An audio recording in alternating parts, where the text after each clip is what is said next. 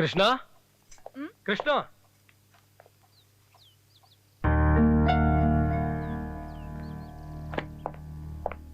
ಏನ್ ಬಂದಿದ್ದು ಮತ್ತೆ ಕಿತಾಪತಿನ?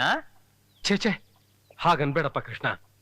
ನಾವು ಮಾಡಿದ ತಪ್ಪು ಕ್ಷಮೆ ಕೇಳ್ಕೊಂಡು ನಮ್ ತಂಗಿನ ನೀನ್ ಕೈ ಬಿಡ್ಬೇಡ ಅಂತ ಕೇಳೋದಕ್ ಬಂದಿದೀವಿ. ಪ್ರಿಯಾ,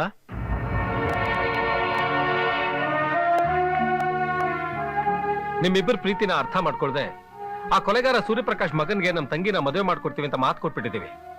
ಈ ವಿಷಯ ಏನಾದ್ರೂ ಅವ್ರಿಗೆ ಗೊತ್ತಾದ್ರೆ ನಡೆಯೋದು ಮದುವೆ ಅಲ್ಲ. ನಾವು ಮಾಡಿರೋ ತಪ್ಪಿಗೆ ದಯವಿಟ್ಟು ನಮ್ ತಂಗಿಗೆ ಶಿಕ್ಷೆ ಕೊಡ್ಬೇಡ.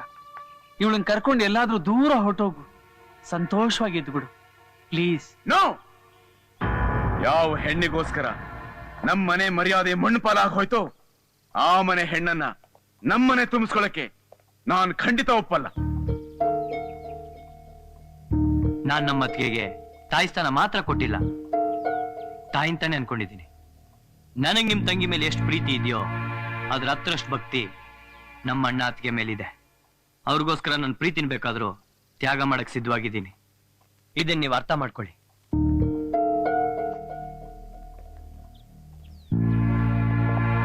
ಪ್ರಿಯಾ,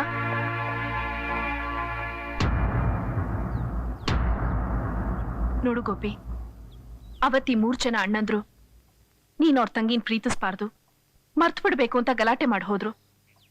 ಆದ್ರೆ ಇವತ್ತು ತಮ್ಮ ಸ್ವಾಭಿಮಾನನ್ ಮರ್ತು ನಮ್ಮನೆ ಬಾಗ್ಲಿಗೆ ಬಂದು ನಮ್ ತಂಗಿನ ನಿಮ್ಮನೆ ಸೊಸೆ ಮಾಡ್ಕೊಳ್ಳಿ ಅಂತ ಕೇಳ್ತಾ ಇದಾರೆ ಅಂದ್ಮೇಲೆ ಅವ್ರು ಒಂದ್ ಹೆಣ್ಣಿಗೆ ಎಷ್ಟು ಗೌರವ ಕೊಡ್ತಾರೆ ಅಂತ ಗೊತ್ತಾಗತ್ತೆ. ಕ್ಷಮೆ ಅಂತ ಬೇಡ್ಕೊಂಡ್ ಬಂದಾಗ ಶಿಕ್ಷೆ ಕೊಡೋದು ತಪ್ಪು ಕಣೋ.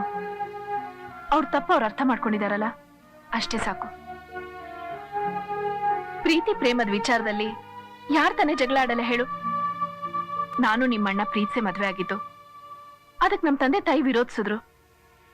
ಆದ್ರೆ ಪುಟ್ಟಿ ಹುಟ್ಟಿದ್ಮೇಲೆ ತಾವಾಗ ತಾವೇ ಬಂದ್ರು. ಅಷ್ಟು ವರ್ಷ ಮಗಳ ಮೇಲೆ ಇದ್ದಿದ್ ಕೋಪ ಮೊಮ್ಮಗಳು ಬಂದ ತಕ್ಷಣ ಹೊರಟೋಯ್ತು. ಅಷ್ಟೇ ಕಣೋ, ಎಲ್ರು ಮನ್ಲು ಈ ಕೋಳಿ ಜಗಳ ಇದ್ದಿದ್ದೆ.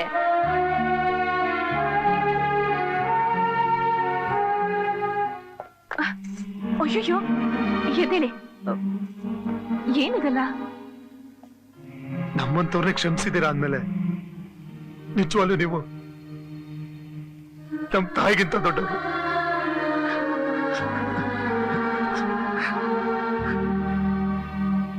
ನನ್ನ ಹೆಂಡತಿ ಹೇಳಿದ್ಮೇಲೆ ಮುಗಿದೋಯ್ತು. ಯಾವ ಮುಹೂರ್ತದಲ್ಲಿ ನೀವು ಇವಳು ಮದುವೆ ನಿಶ್ಚಯ ಮಾಡಿದಿರೋ ಅದೇ ಮುಹೂರ್ತದಲ್ಲಿ ನಮ್ಮ ಮನೆ ತುಂಬಿಸ್ಕೋತೀವಿ.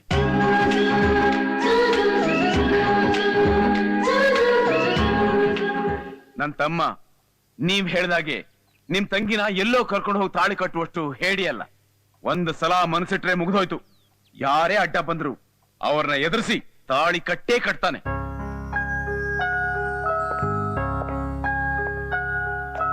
ಅಣ್ಣ, ನೀನ್ ನನ್ ಮೇಲೆ ಅಧಿಕಾರ ಮಾತ್ರ ಇಟ್ಕೊಂಡಿದ್ದೆ ಅನ್ಕೊಂಡಿದ್ದೆ, ಆದ್ರೆ ಇಷ್ಟು ನಂಬಿಕೆ ಇಟ್ಟು ಕಂಚೆ ಕಟ್ಟಿರ್ತೆ ಅಂತ ನಾನು ಅನ್ಕೊಂಡಿರ್ಲಿಲ್ಲ. ಹುಚ್ಚ,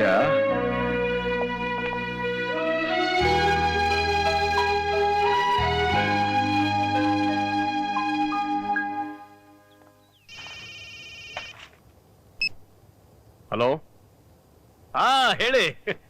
ಹಾ, ಅದೇ ಚೋಲ್ಟ್ರಲ್ಲೇ ಮದುವೆ. ಯಾ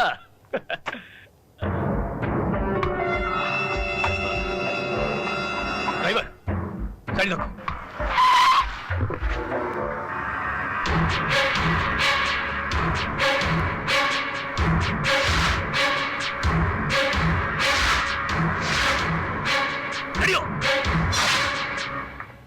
ಅಪ್ಪಾಜಿ, ನೀವ್ ಹೇಳಿದಾಗೆ ಎಲ್ಲ ವಿಐಪಿಗಳ ಹೆಸರು ಅಡ್ರೆಸ್ ಎಲ್ಲ ಬರ್ದಿಟ್ಟಿದ್ದೀನಿ. ನೀವ್ ಒಂದ್ಸಲ ನೋಡ್ಬಿಟ್ರೆ ಈಗಲೇ ಕೊರಿಯರ್ ಮಾಡ್ತೀನಿ.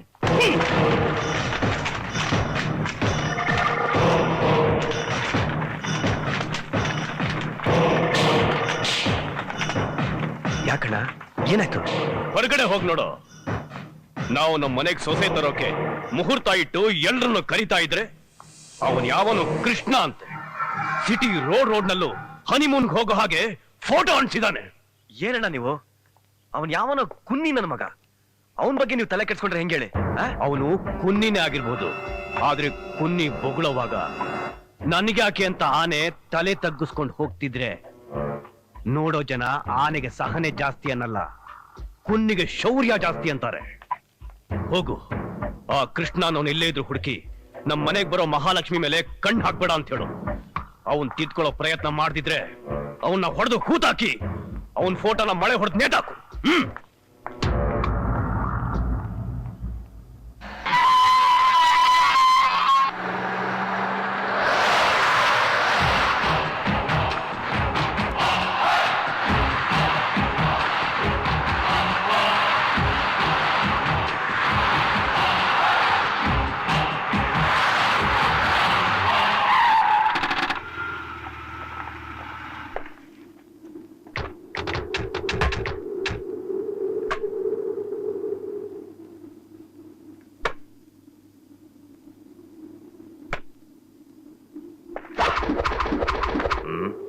ಕೃಷ್ಣ ಅಂದ್ರೆ ನೀನ್ ತಾನೆ? ನಿನ್ ಹತ್ರ ಮಾತಾಡ್ಬೇಕು, ಬಾ. ಕಾಲೇಜ್ ಶುರು ಆಗಕ್ ಮುಂಚೆ ಇಲ್ಲ ಕಾಲೇಜ್ ಮುಗಿದ್ಮೇಲೆ ಬಾ, ನಾನೀಗ ಬಿಸಿ ಇದ್ದೀನಿ. ಏನ್ ದೊಡ್ಡ ಹೀರೋ ತರ ಮಾತಾಡ್ತಿದೀಯಾ? ಪ್ರಿಯನ್ ಜೊತೆ ನೀನ್ ಬಾಳ ಓಡಾಡ್ತಿದೀಯಂತೆ, ಇವತ್ತೇ ಈಗ್ಲೇ ಅದನ್ನೆಲ್ಲ ನಿಲ್ಲಿಸ್ಬಿಡ್ಬೇಕು. ಅದನ್ ಕೇಳಕ್ ನೀನ್ ಯಾರೋ? ಆ ಮದುವೆ ಗಂಡನ್ ಚಿಕ್ಕಪ್ಪ. ಚಿಕ್ಕಪ್ಪ ಚಿಕ್ಕಪ್ಪನೇ ಹೊರತು ಇಲ್ಲಿ ಯಾರಿಗೂ ದೊಡ್ಡಪ್ಪ ಆಗಕ್ ಬರ್ಬೇಡ, ರೈಟ್ ಹೇಳೋ? ನಮ್ಮಣ್ಣ ನಿನಗ್ 3 ವಿಷಯ ಹೇಳು ಅಂತ ಹೇಳಿದಾನೆ. ಮೊದಲನೇದು ಬುದ್ಧಿ ಹೇಳು, ಕೇಳದೆ ಹೋದ್ರೆ ತಿದ್ದು, ಆಮೇಲೂ ಕೇಳದೆ ಹೋದ್ರೆ ಒದ್ದು ಬುದ್ಧಿ ಕಲ್ಸು ಅಂತ. ಅರ್ಥ ಆಯ್ತಾ? Waste of time. ತಿಳ್ಸಕ್ಕೆ ನಾನ್ ತಿಳುವಳಿಕೆ ಇಲ್ದಿರೋ ಹುಡ್ಗಾನು ಅಲ್ಲ, ತಿದ್ದೋಕೆ ನಾನ್ ಯಾವ ತಪ್ಪು ಮಾಡಿಲ್ಲ, ಒದಿಸ್ಕೊಳಕ್ಕೆ ನಾನ್ ಕೈಲಾಗ್ದಿರೋನು ಅಲ್ಲ. ಅಷ್ಟೇ ಅಲ್ಲ, ನಮ್ಮಣ್ಣ ಏನ್ ಹೇಳಿದಾರೆ ಗೊತ್ತಾ? ಮನುಷ್ಯರನ್ನ ಮಾತಾಡ್ಸು, ಸಾಕ್ ಪ್ರಾಣಿಗಳನ್ನ ಪಳುಕ್ಸು, ನಿನ್ನಂತ ಕಾಡು ಪ್ರಾಣಿಗಳು ಸಿಕ್ಕಿದಾಗ ಬೇಟೆಯಾಡ್ ಮುಗ್ಸು ಅಂತ. ಪ್ರೀತಿಯಿಂದ ಕರೆದ್ರೆ ನಾನ್ ಯಮಲೋಕಕ್ಕೆ ಬೇಕಾದ್ರೂ ಬರ್ತೀನಿ, ಪೊಗುರ್ ತೋರ್ಸಿದ್ರೆ ನಿನ್ನೆ ಅಲ್ಲಿ ಕಳಿಸ್ತೀನಿ. ಸುಮ್ನೆ ಹೊರಟಾಗೋ.